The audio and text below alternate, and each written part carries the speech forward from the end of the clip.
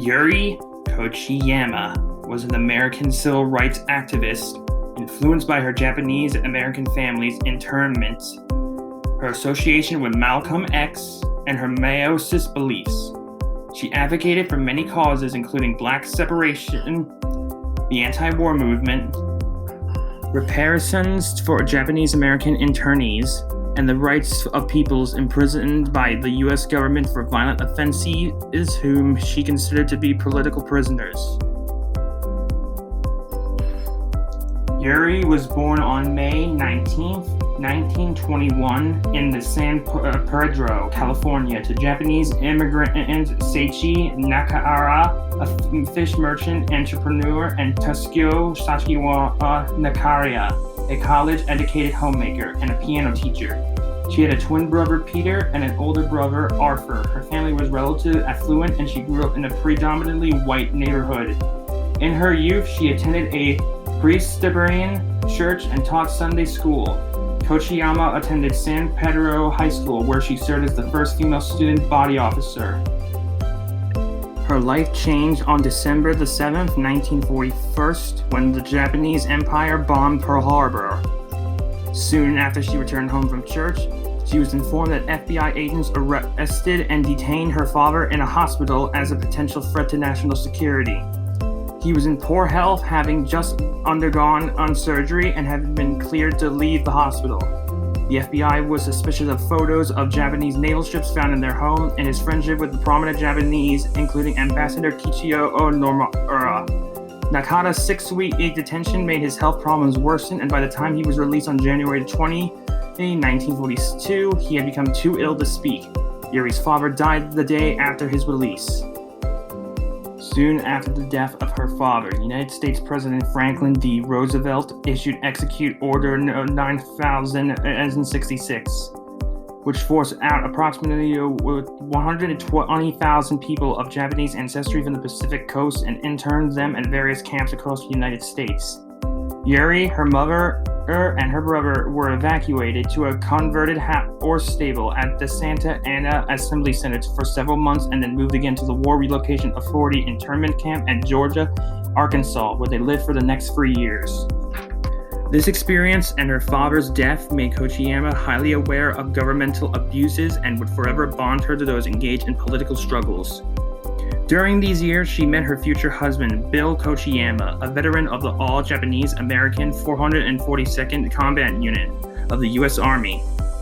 The two married in 1946, then moved to New York in 1948.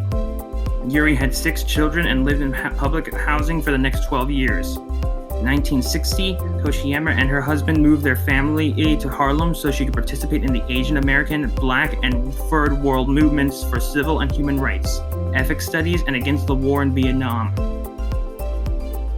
She was a fixture in support movements involving organizations such as the Young Lords and the Harlem Community for Self-Defense. As founder of the Asian Americans for Action, she also sought to build a more political Asian American movement that would link itself to the struggle for Black liberation and join the Harlem Parents Committee and the Congress of Racial Equality.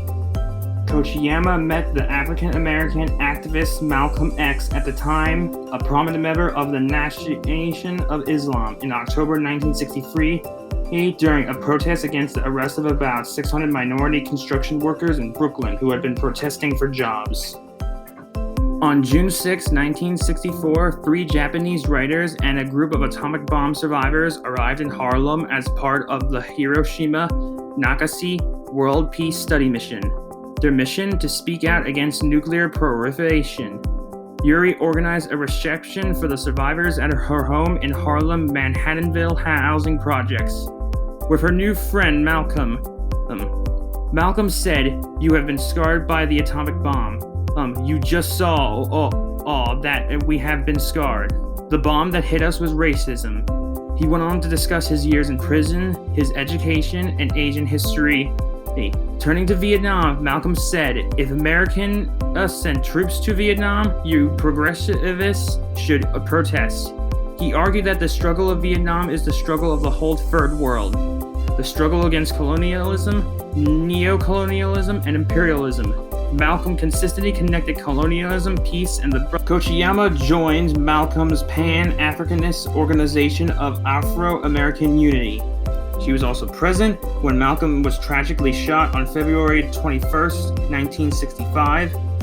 In the Life magazine article, Death of Malcolm X, she could be seen crouched in the background, cradling Malcolm's head at the Audubon Ballroom in Washington Heights, in New York City.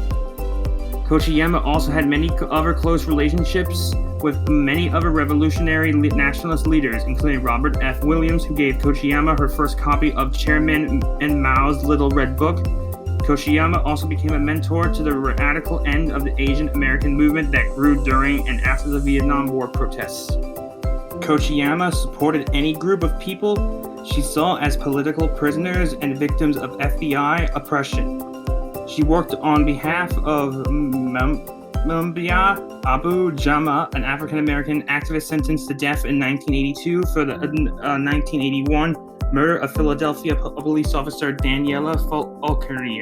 She was a friend and a supporter to Ashna Shakura, an African-American activist and a member of the former Black Liberation Army who had been convicted of first-degree murder of a New Jersey state trooper before escaping from a USA prison and received asylum in Cuba. In response to the United States actions following the 2001 September 11 attacks, Kochiyama stated that the goal of the war on terror is more than just getting oil and fuel.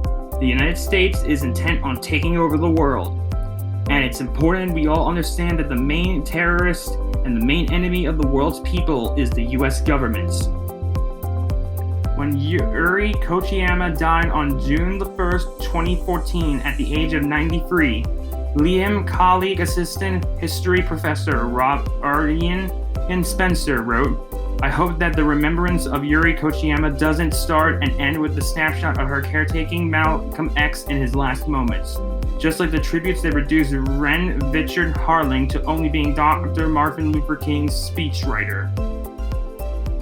Yuri Kochiyama was one of the many influential Asian Americans who contributed to the growth and fair treatment of all races.